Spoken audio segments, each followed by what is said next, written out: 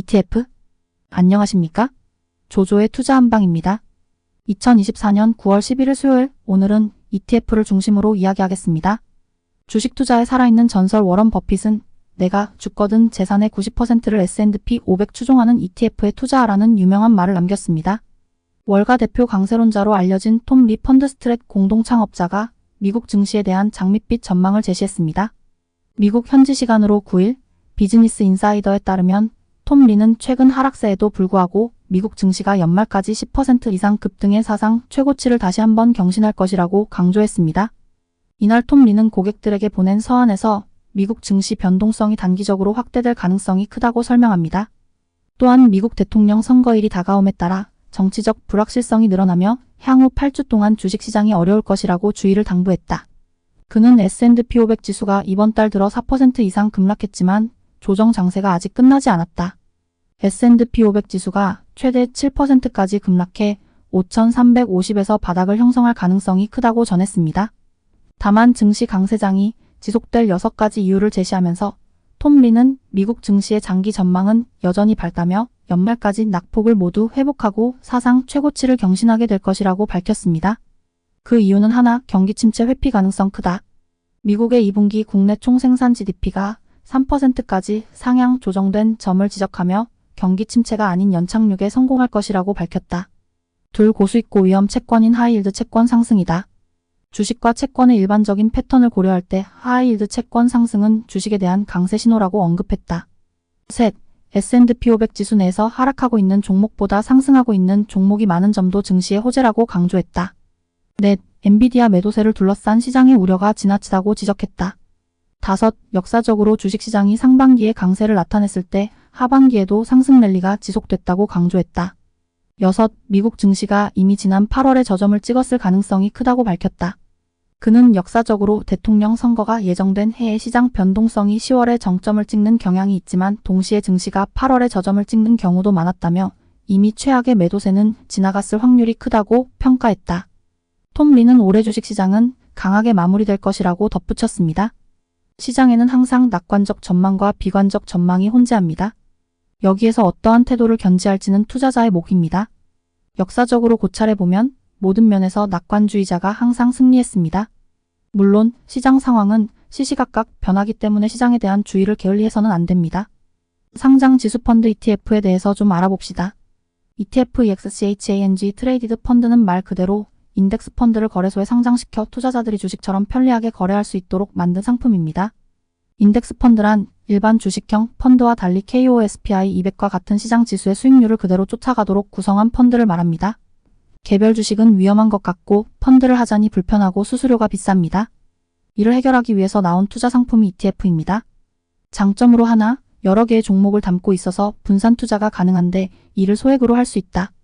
1만 원을 가지고 개별 주식은 1종목밖에 못 산다면 여러 종목을 담고 있는 ETF는 1주만 사면 1만 원으로 100개 기업을 사는 것과 다름이 없다는 의미이다.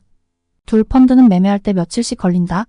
하지만 ETF는 주식과 똑같이 실시간 거래가 가능하다. 셋, 다양한 투자가 가능하다. 미국에 투자하고 싶다면 S&P 500, 나스닥 ETF, 금이나 은에 투자하고 싶다면 금, 은 ETF, 채권에 투자하고 싶다면 채권 ETF 등 무수히 많은 투자 방향을 정할 수 있습니다. 넷, ETF는 투자 상품을 공개하는 게 의무라서 우리가 언제든지 무슨 종목이 들어있고 비중은 어떤지 투명하게 확인할 수 있습니다.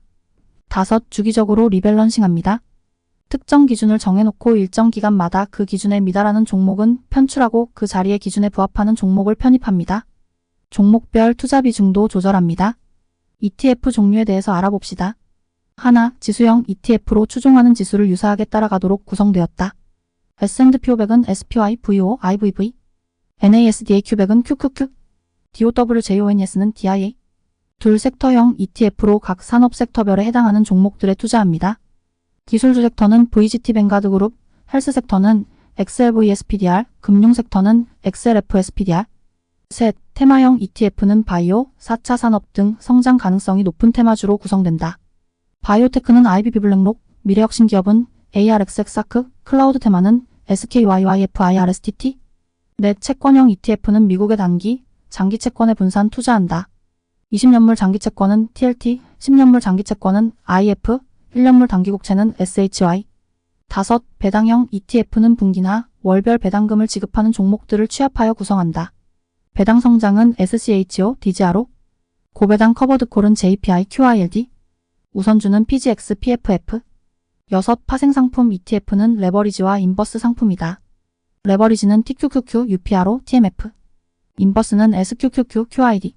7. 원자재형 ETF로 원유, 금, 농산물 같은 원자재에 투자한다. 원유 ETF는 UCD 프로세어즈, 금광 ETF는 GDXVANK 상품이 있습니다. ETF를 시작하는 분들은 우선 상대적으로 안정적인 지수형 상품을 추천합니다. 요즘에는 국내보다는 미국 지수 투자를 선호합니다. 미국 3대 지수 S&P 500, 나스닥, 다우 이 중에 하나를 선택합니다. 다음에는 운용사를 선택합니다. TIGR 미래에셋, AC안투, KODX 삼성, SOL 신한 등이 있습니다. 똑같은 지수 상품도 운용사별로 만들어놨으니 여기에서 하나 선택해서 투자하면 됩니다. 처음 시작할 때는 큰 돈을 들여서 한 번에 매수하기보다는 매주 10주씩 적립식 투자도 좋습니다. 그런데 조심해야 할 것이 있습니다. 레버리지 ETF와 인버스 ETF입니다. 레버리지 상품은 수익률을 2배로 추종하지만 손실도 2배로 커질 수 있어 변동성이 큰 시장에서 매우 위험한 투자 상품입니다.